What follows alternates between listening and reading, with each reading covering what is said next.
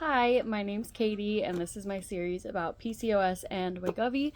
Today I want to talk about side effects and also like the things that I've been experiencing after losing 60 pounds. I'm going to sit up a little bit. I have my notebook, again, not a script, just like to keep me, in line. In my first video, I talked a little bit about side effects, but I didn't go like super into detail. So today I would like to go more into detail. I watched back some of the stuff that I've been filming, like my video diary about the side effects and the things, and there are things that I've completely forgot about. So let's talk about them. First and foremost, and probably what most people on Wegovy or semaglutide will experience, is nausea and vomiting. I wrote on here, broke my face, because I threw up so hard that I blew out the blood vessels in my face, and it looked like I had freckles or I don't know, and it kind of cute, not gonna lie. The nausea and vomiting started on day 3 of being on the shot. The first 2 days I didn't really experience any of it. The third day I was super nauseous, and I am the type of person that will fight to not throw up. So I ended up not throwing up that night, and then the fourth night I ended up puking. I don't know what it is about the nighttime with me. That's when it's usually, or first thing in the morning, that's when it's usually the worst. So I did get a Zofran prescription, and I do still have to take that every so often. Not nearly as much as I did at first. I think my body has gotten pretty used to being on 2.4, and 2.4 is the max dose of Wegovy. I'm not sure exactly how Ozempic works. They're the same medication, but they're different dispensers and stuff like that. So I'm on Wegovy, but Ozempic, their pens are a little bit different. So yes, broke my face, vomiting. Zofran was my lifesaver. So if you are getting on this medication, I would get a prescription for Zofran before you even take your first shot, just to have it, just in case. Some people don't experience any of that. I have always had kind of a weak stomach, so I was assuming that I would. And I wish that I had gotten the Zofran prescription before I even did the shot. The other 2 things that really work for me is peppermint oil, peppermint essential oil. That's the word I was looking for. I just smell that, and it brings me back a little bit and calms down my stomach. I was also doing peppermint gum, but I don't do that as often anymore. And then also ginger. Ginger was really good for car rides. They make those little lozenges, and they're marketed for usually pregnant people, but they work for other issues that you might be having with your stomach. The other thing that I think really helps with the nausea for me is staying hydrated. I notice that it gets a lot worse when I'm dehydrated, and nausea is actually a sign of dehydration in general, so I think that I just experience that a little bit harder now. And then also making sure I don't get too empty. If I haven't eaten for a pretty long time, then I will get nauseous, and it sucks. So just make sure at least in the morning, a protein shake or something just in your stomach, because it is hard to eat sometimes, and just having something in your stomach and not going too long without eating really helped me. So the next thing is diarrhea and constipation. There is no in between. There are only those 2. Again, hydration is the most important thing for that for me, and then fiber is another one. And if it gets bad enough, then I'll take Miralax, but it hasn't been that bad lately, so let's hope that that stays that way. The gagging, I don't understand. So I had this when I was pregnant, and I don't know what was causing it when I was pregnant either, but I'll just breathe wrong and just start gagging, and I'm not nauseous, I'm not anything, it's nothing.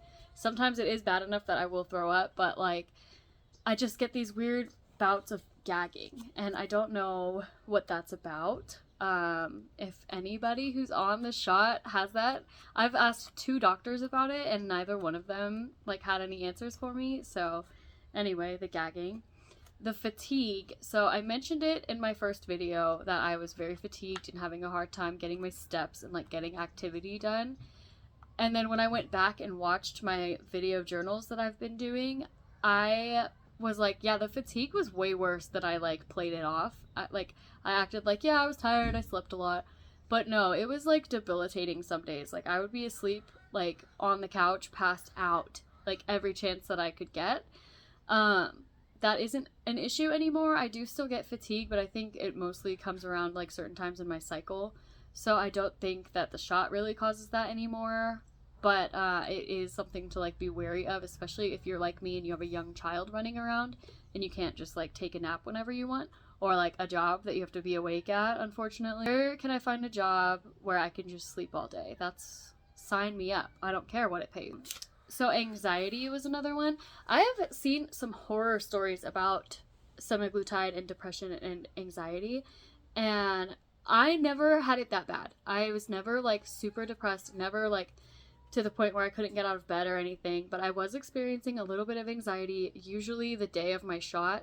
Like I would do it and then like probably 6 to 8 hours later I would have like a panic attack, and I don't know if it was the Wegovy causing that or what it could have possibly been from. I definitely would, like if I did the shot at night, I would wake up like 7 hours later and be mid panic attack. So those are the main side effects that I experienced.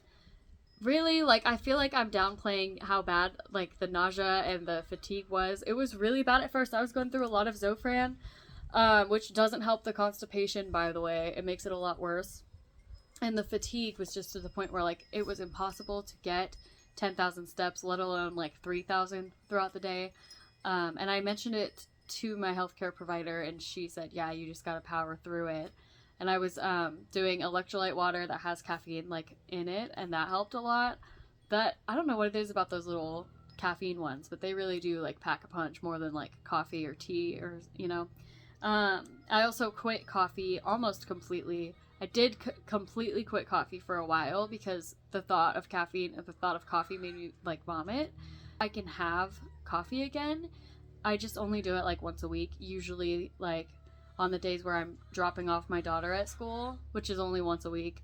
I'll get like a sugar-free latte or like a chai or something like that, but I don't have coffee. Yeah, nausea, vomiting, broke my face, Zofran, peppermint oil, ginger, staying hydrated, eating enough, diarrhea, constipation. Those are all the things. Oh, and anxiety. Those are all of the things that I've written down. So now I want to talk a little bit about how it has felt to lose 60 pounds after, like, I mean, I was overweight from the time I was about 18 or 19 is when I started to gain the weight. And then I'm 26 now. I'll be 27 in like a month or two. So like a long time of being overweight. And the main thing I'm experiencing that's like negative is like a pretty significant amount of body dysmorphia. I feel like I see it way less than like the people around me. Like I'm getting comments all the time about like how I've lost weight and how I look and all of that, and I just don't see it as much as other people. But I know it's happening because sometimes like I'll see my shadow or like a reflection or something like that, like when I'm walking past the store window, and I'm like, that's a smaller silhouette than I'm used to seeing. So it's just weird. And I do have a therapist, and I forgot to talk to her about it at my last appointment. Okay, so body dysmorphia. The other thing is pants sizes. I've gone from an 18 to a 10, which is pretty crazy. And the 10s, pants are weird. I'm talking about jeans specifically. Pants are weird for women in like, you know, in general. But like some 10s don't fit and some are too big and some are like perfect. What I've been doing as far as clothes is going to thrift stores and buying stuff that is in the size that I am now, because I do still plan on losing 40 more pounds and I want to not spend a shitload of money on clothes.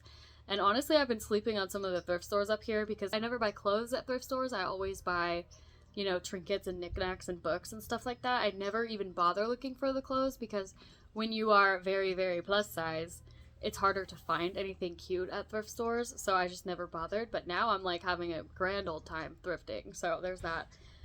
Shirt size went from a 2XL to a large. I did just order a medium shirt because some larges are just like, wait, like I swim in them. And then some are like, you know, they fit fine. I wrote down ass hurts. So that's new. It's a new feeling that I don't remember having when I was skinny. It hurts to sit anywhere, like even on a couch, in a bed, it hurts to sit. We went to Disneyland in December, and I was like 155 at that point. I am 10 pounds less than that right now. And I remember being on the rides and being like, I don't remember my ass hurting this bad ever before at Disneyland. Like, all the rides hurt, all the chairs hurt, like the benches, everything hurts there. So there's that. Cold, that is one. I have PCOS. If that comes like hormone fluctuations and you get like hot flashes and stuff, especially for me at night, I would wake up like in a sweat. Now at night I have to sleep with an electric blanket every single night. It gets pretty cold here. I do still like occasionally wake up with a hot flash or two, but it's never as bad as it used to be. And it's usually if it's like a little bit warmer outside, I will get that. So I'm interested to see how the summer goes, because I'm usually so miserable in the summer. Like, I don't want to go anywhere or do anything because it's hot. It gets into like 105, 104 around here.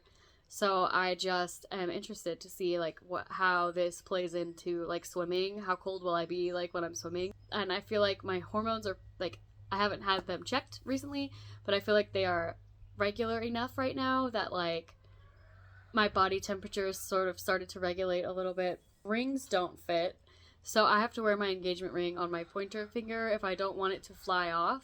I need to get that resized, but I'm worried that I'm gonna somehow lose more finger weight and then like have to get it resized again, so I'm just waiting. I do feel like I have more confidence, even though I said before like I don't really see the weight loss, but everyone pointing it out to me has like given me kind of an ego boost, I think. And I know that like some people really hate it when their bodies get commented on, whether it be in a positive way or well-meaning way or negative.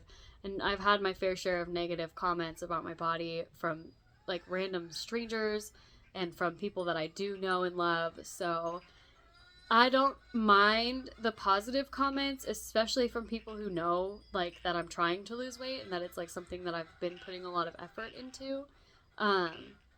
So yeah, I mean, if you're somebody that doesn't like any comments about your body at all, I don't know. I have zero suggestions for you, I guess. Tell them to fuck off.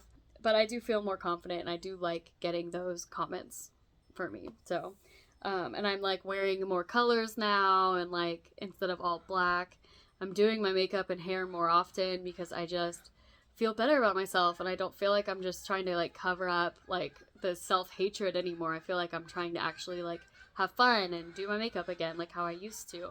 And it's just been like a really different experience for me. The last thing that I wrote down is like, do people treat you differently or talk to you differently? Because I see people posting about that on like the Wegovy subreddit. I personally haven't experienced that yet. I do have like maybe a couple people in my life who are like treating me a little bit different, a little bit more weird, but it's hard to put into words. But most people are just treating me the exact same as they always have been, which is great. I think I have a pretty solid friend group. My friends and most of my family and like everyone treats me relatively the same. So that is all I have for today. I've been at a little bit of a plateau for the past couple of weeks that I'm hoping to break out of here, you know, right now. I did a hike today and my walking pad actually just got delivered. I need to go and grab it. But yeah, so I have nothing more to add to this one. I'm not a doctor, like don't take anything I say seriously. This is just what I've learned, and this is my own personal experience that I would like to share with people. Bug almost just flew in my mouth. So yeah, that's all I've got. We'll be back next week.